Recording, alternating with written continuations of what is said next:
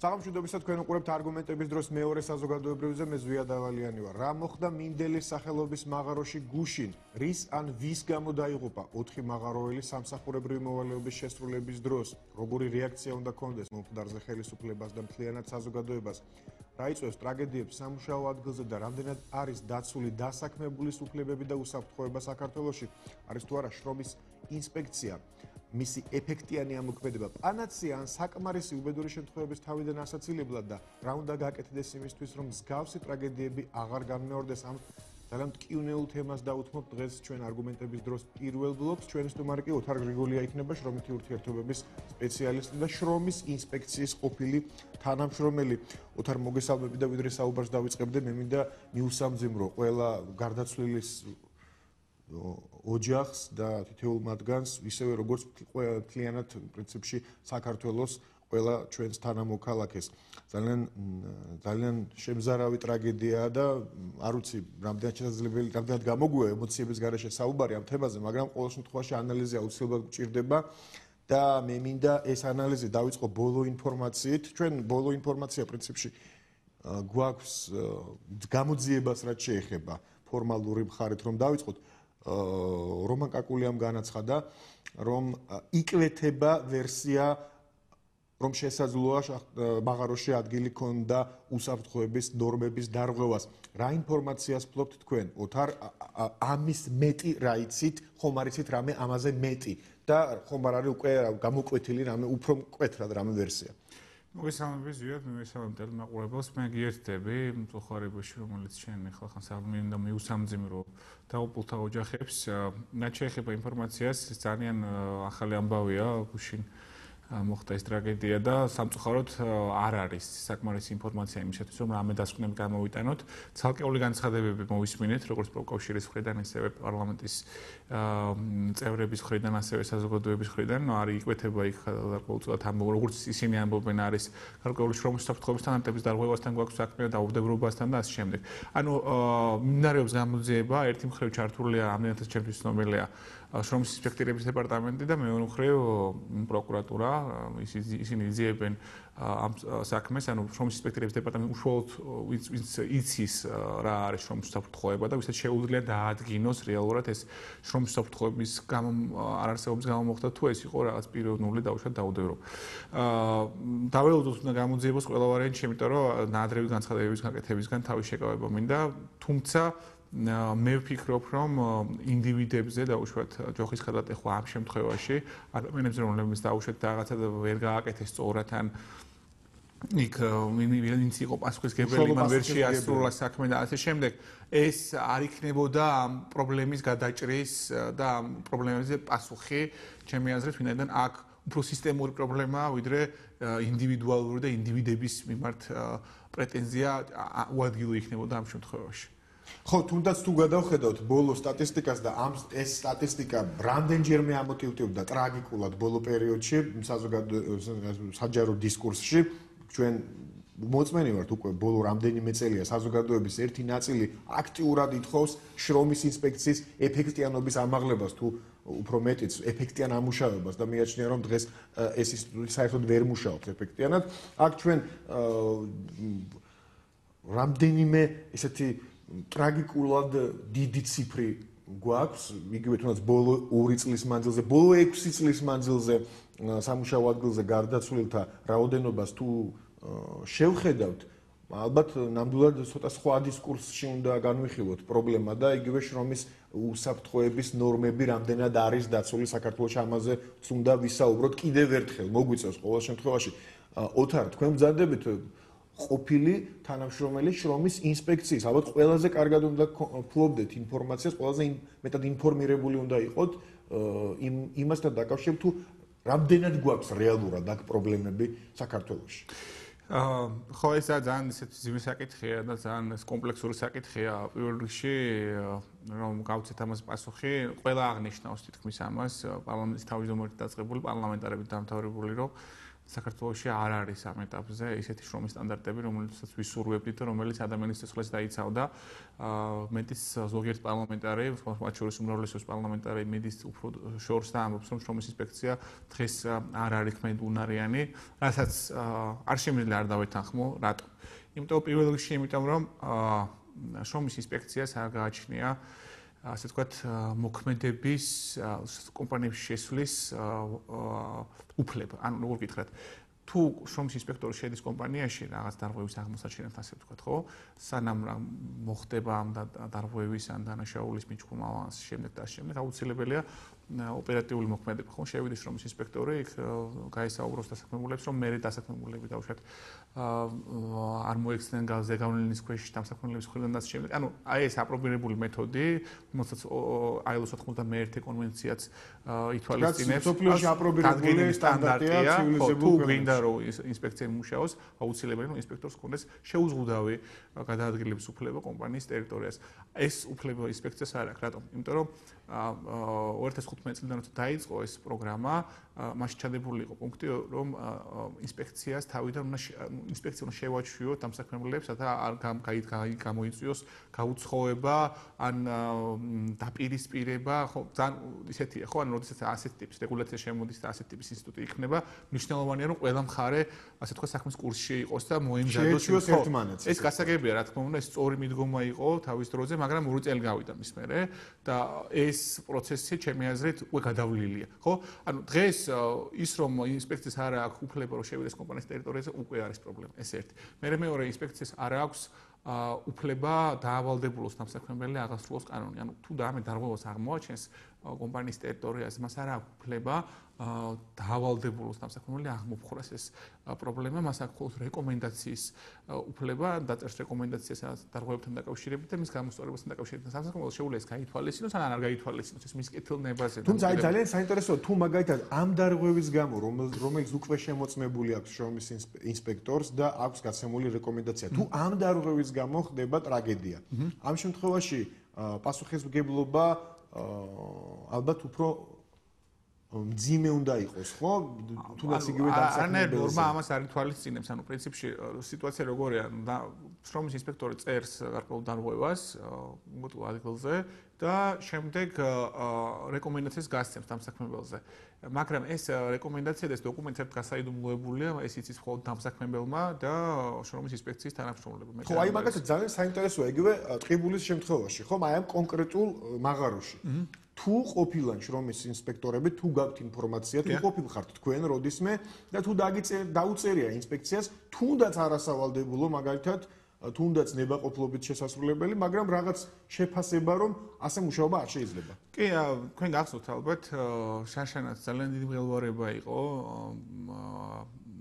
შახტებთან დაკავშირებით ტყიბულში, გაფიცვა იყო და მოკლედ ძალიან ძიმე სიტუაცია იყო იქ შრომთა უფლებების თვალსაზრისით და შემდეგ უკვე გადაიზარდა სოციალურ მღელვარებაში. ამ დროს შრომის ინსპექცია თქო ჩაერია იმდენად რამდენიც მანდატი მას ჰქონდა, ანუ შევიდა ობიექტზე, შეამოწმა ტერიტორია, გასცა საკმაოდ ბევრი რეკომენდაცია, ძალიან ბევრი დარღვევის აღმოჩენა მოახერხეს, ანუ დარღვევის რა, ანუ თავისთავად ცხადია, რომ ეს უშუალოდ საქნახშირის დაქვემდებარებაში მყოფით ესე ობიექტები. ტყიბულში კონკრეტულად მე ამ ობიექტზე ხა არ ვიყავი და ხა თავს ვერ დავდებ კონკრეტულად რომელ მაგრამ იყო ტყიბული და იყო მაღაროში. ტყიბული იყო და იყო შახტა, სადაც იყვნენ შრომის ინსპექტორები, დაწერეს გარკვეული რეკომენდაციები.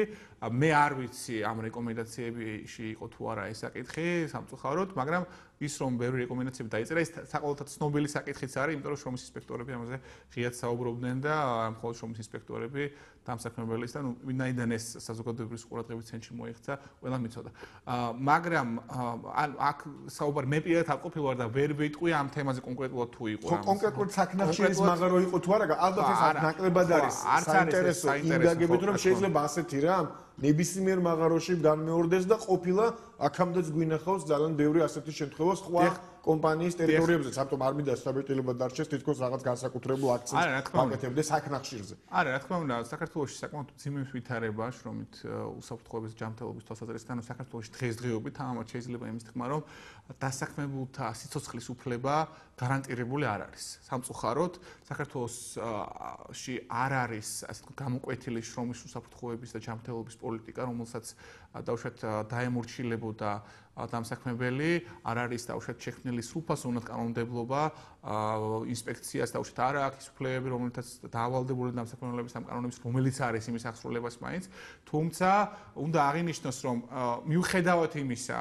რომ ინსპექციის ამ ეტაპზე არ აქვს რამე განსაკუთრებული ძალაუფლება და საერთოდ არ აქვს პრინციპში ძალაუფლება, ამ რეკომენდაციებს გარკვეული კომპანიების რაოდენობა ითვალისწინებდა. ზოგი ნახევრად, ზოგი სრულიად, ზოგი, რა თქმა უნდა, არ ითვალისწინებდა, იყო ესეთ შემთხვევებიც.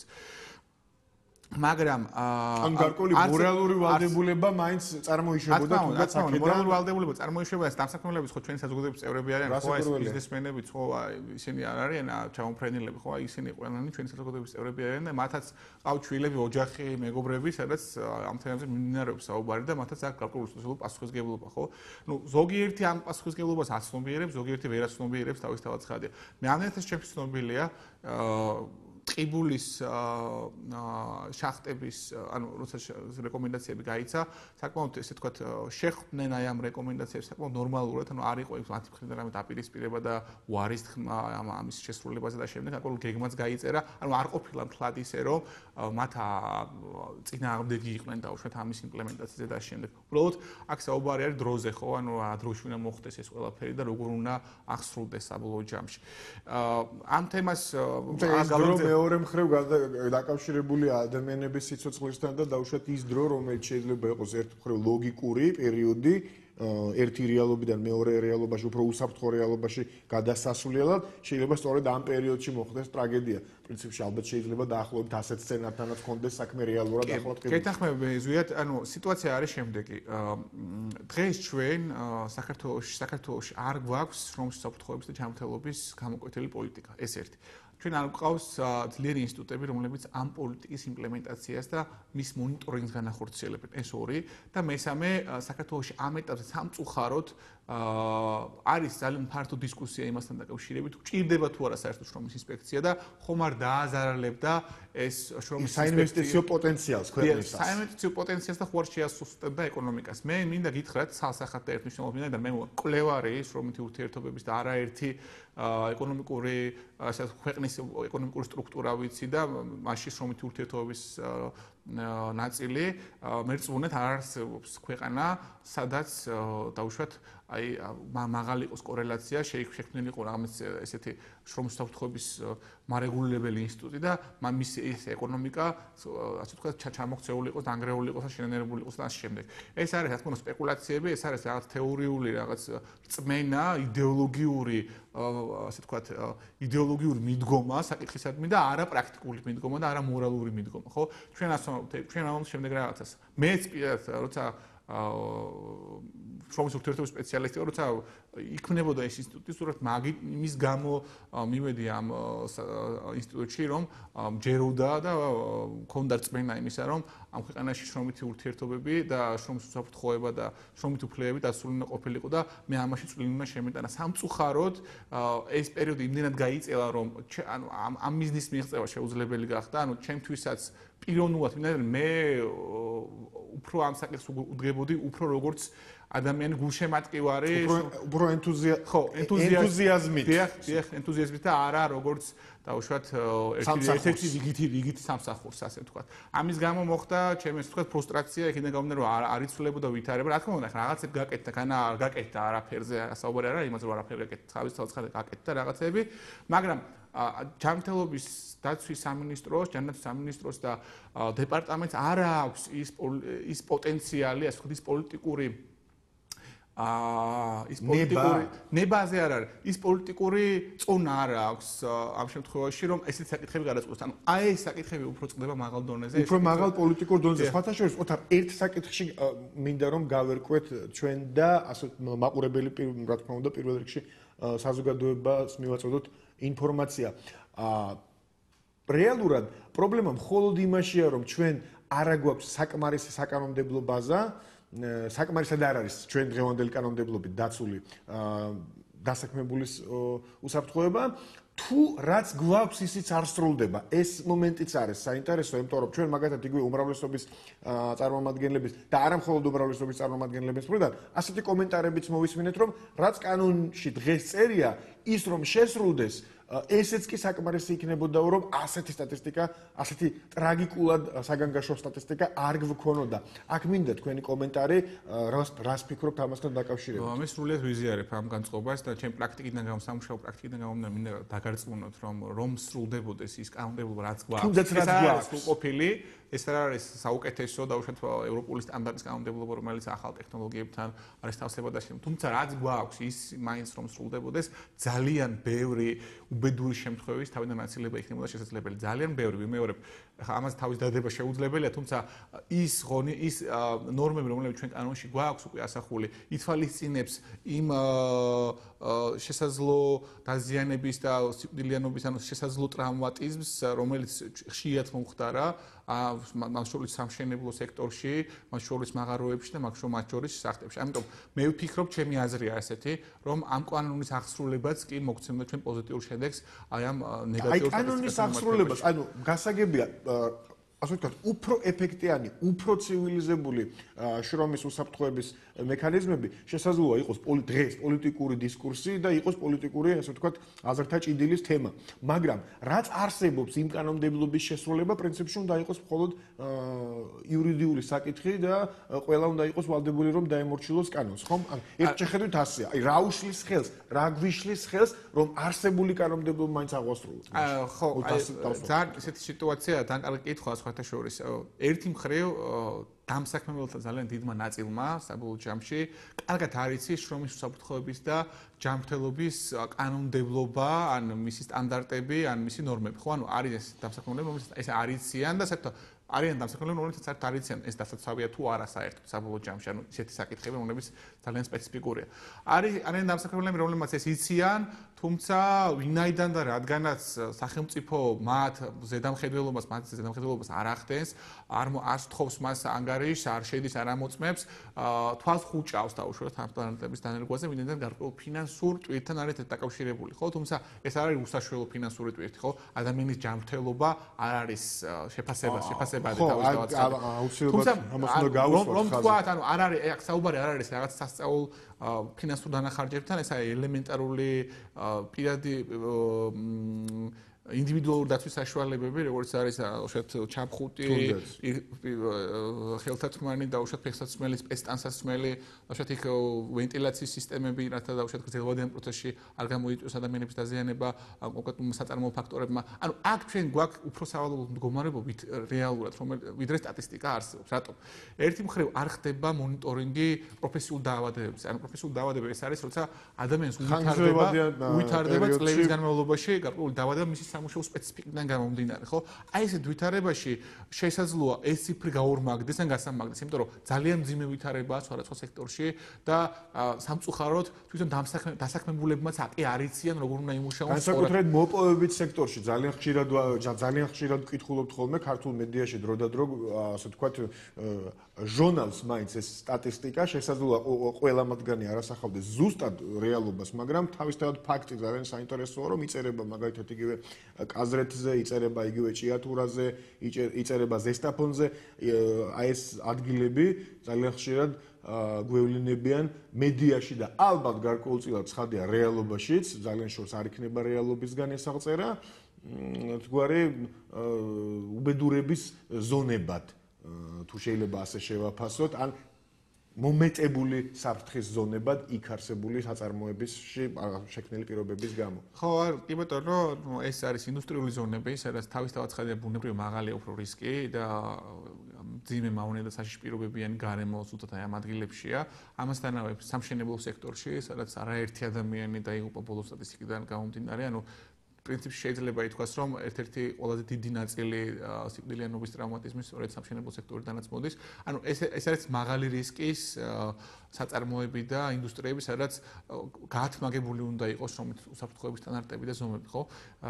კი ბატონო, ანუ ეს ზონები არსებობს საქართველოში, სამწუხაროდ ბევრი ხანხანა თუ ინდუსტრია დღესდღეობით მოძველებული ტექნოლოგიით მუშაობს, ანუ შრომის თანამედროვე სტანდარტებით დაცული არ არის და არის ისე გადაიარაღებულიც არიან არსებითად, არის ძველი სამწუხაროდ ტექნიკით უწევთ მუშაობა დასაქმებულ ადამიანებს.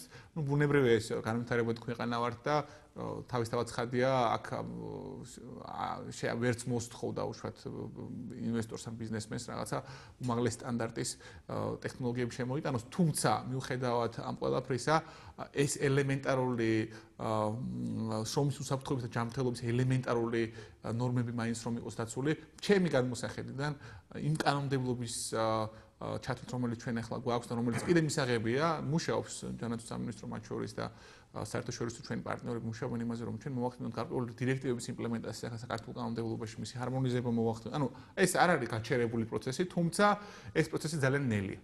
ოთარ, რა მინდა კითხოთ, შრომითი ურთიერთობების სპეციალისტი ხართ და ცხადია შესწავლილი გექნება ჩვენ ამაზე ვის გარკვეულწილად შეეხებთ თქვენ ამ თემას. ცხადია შესწავლილი გექნებათ იგივე ის კონტრარგუმენტებიც, რომლებიც ამ მხრივ ჩვენ გვესმის ხშირად ცალკეული დამსაქმებლების თუ იმ ადამიანების მხრიდან, რომლებიც აცხადებენ, რომ დამსაქმებელთა ინტერესებს გამოხატავენ, ან ინვესტორების ინტერესებს. რამდენად რეალურად, რამდენად ასე ვთქვათ, აძვირებს, მოდი ასე ძალიან ასე ვთქვათ, უხეში საუბარი არ გამოგვივა, უხეშად არ გამომივა წინადადების ჩამოყალიბება, აი ესეთ ტრაგიკულ ფონზე, რამდენად აძვირებს რეალურად პროდუქციას, აი თუნდაც ის ელემენტარული ნორმები, რომლებზეც თქვენ ისაუბრეთ და რომლებიც წესით და რიგით არანაირად არ უნდა იყოს რაღაც კოლოსალურ თანხებთან დაკავშირებული. ზოგადად აქ საუბარი რაზეა, რომ პრინციპში არის ინდუსტრიები, რომლების გადაიარაღება შრომის უსაფრთხოების მაღალი სტანდარტებიდან გამომდინარე შესაძლოა გამოიწვიოს გარკვეული ხარჯები, საკმაოდ მაღალი. თუმცა ვინაიდან რადგანაც ჩვენ ვითვალისწინებთ იმ გარემოებას, რომელშიც ვიმყოფებით და ჩვენ ახლა არა ვართ რაღაც ჩამოფრენილები მარსიდან, ვიცით რომ ქვეყანაში მძიმე ეკონომიკური მდგომარეობა და რაღაც სასწავლო სტანდარტებს ვერ მოუთხოვთ ბიზნესმენებს, თუმცა ის მინიმალური სტანდარტები მაინც რომ დაიცვას კომპანიამ, რომელიც საბოლოო ჯამში შეიძლება გახდეს პრევენცია ადამიანების სიკვდილი, ანუ აღარ მოხდეს და უშუალოდ უბედური შემთხვევები და ასე შემდეგ, ეს არ არის დაკავშირებული ამ ძალიან დიდ სახსრებთან, ეს არის ელემენტარული დანადგარები თუ ინდივიდუალურად საშუალებები, რომლის კონტროლიც უნდა მოხდეს და რომლის ტრადიციას უნდა დაინერგოს. ანუ პირველ რიგში საუბარი რაზეა? პირველ რიგში სანამ ჩვენ ტექნოლოგიებზე მივალთ, რომელიც ადამიანის სიცოცხლეს იცავს, მანამდე უნდა დავნერგოთ კომპანიებში და ჩვენს ქვეყანაში ზოგადად შრომის უსაფრთხოების კულტურა, ხო? ანუ უნდა მინდოდეს აქტიური პროპაგანდა შრომის უსაფრთხოების კულტურა. ანუ ერთი მხრივ დამსაქმებელი ვალდებულია შეუქმნას უსაფრთხო გარემო დასაქმებულს, მაგრამ მეორე მხრივ დასაქმებული ვალდებულია ეს უსაფრთხო გარემო გამოიყენოს, ხო? თავისთავად ცხადია, იმიტომ რომ ჩვენ ვერანაირად ვერ გავაკონტროლებთ ყოველ წუთში ადამიანი რაც აკეთებს. ანუ მას უნდა ქონდეს გარკვეული კულტურა შრომის უსაფრთხოების, რათა ჩვენ მოვახდინოთ პრევენცია. ანუ ეს ძალიან მნიშვნელოვანი ორი საკითხია. ერთი მხრივ დამსაქმებელმა იზრუნოს დავუშვათ უზრუნველყოს ადამიანები, მეორე მხრივ დასაქმებულმა გამოიყენოს. გასწორებია რომ ამის მნიშვნელობა. რა თქმა უნდა, ეს ერთი მხრივ დამსაქმებლების ვალდებულებაც და მეორე მხრივ ეს არის სახელმწიფოს ვალდებულება. სწორედ შრომის ინსპექციის ინსტიტუტებმა უნდა შექმნან ამ ტიპის კამპანიები, უნდა აწარმოონ ამ ტიპის პოლიტიკები. და დასაქმებულებთან მუდმივად იყოს კომუნიკაცია ამ თემაზე, არა მხოლოდ დაუშვათ პირადი კომუნიკაციის საშუალებებით, არამედ მედიით, Facebook-ით, დაუშვათ სოციალურ მედიით და სხვა საშუალებებით, რომლებიც აქტიურ კამპანიაში იყენებენ ხოლმე. ხა მე ძალიან იშვიათად მახსენდება ამგვარი კამპანიები თუ საერთოდ ყოფილა, რომელსაც მასობრივი ხასიათი მიეცა, ხო? ანუ თუ შენ გახსენდება, არ ვიცი, ყოველ შემთხვევაში ხო, ისეთი მასობრივი კამპანია არ მახსენდება, თუმცა დისკუსია ბოლო პერიოდში ამ თემაზე, რაც მე შემიძლია აღვნიშნო, ბოლო პერიოდში დისკუსიები ამ თემაზე აშკარად უფრო გახშირდა და ეს ალბათ ესეც მაჩვენებელია გარკვეული ცვლილებების. ხო, რამდენიმე არგუმენტი რო ახსენოთ რა. პირველი არგუმენტი ეს არის, რომ ეკონომიკას შეანელებს, რომელიც აბსოლუტურ სპეკულაციაზე დაყრდნობილია, არანაირი პრაქტიკული კვლევითი background-ი ამ კვლევას, ანუ ამ მიდგომას არ აქვს და რომც შეანელოს ბიზნესის და უშუალოდ და ეკონომიკის აქტიურობა ამ შრომის ინსპექციის შექმნამ, ეს არ არის პასუხი ადამიანების სიკვდილზე. ეს არ არის კონტრარგუმენტი. კონტრარგუმენტი. თავისთავად ერთი მხრივ რომ ამორალურია და მეორე მხრივ საერთოდ აბსურდულია, იქიდან გამომდინარე, რომ ამას უკან არანაირი ბექგრაუნდი არ აქვს. მეორე არგუმენტი არის ის, რომ არის მაღალი რისკი კორუფციის. ყოველ შემთხვევაში ჩვენი უახლოესი პრაქტიკა გვეუბნება, რომ კორუფციის რისკი ყველაზე მაღალი სადაც იყო პოლიციაში, საპატრულო პოლიციაში აღმოიფხვრა და დაუშვათ სწორმა მიდგომებმა და სწორმა პოლიტიკამ დაუშვათ იქ კორუფციული ეს მექანიზმები და ეს კორუფციული რაღაც პროცესები, თქვათ, აღმოფხვრა, ხო?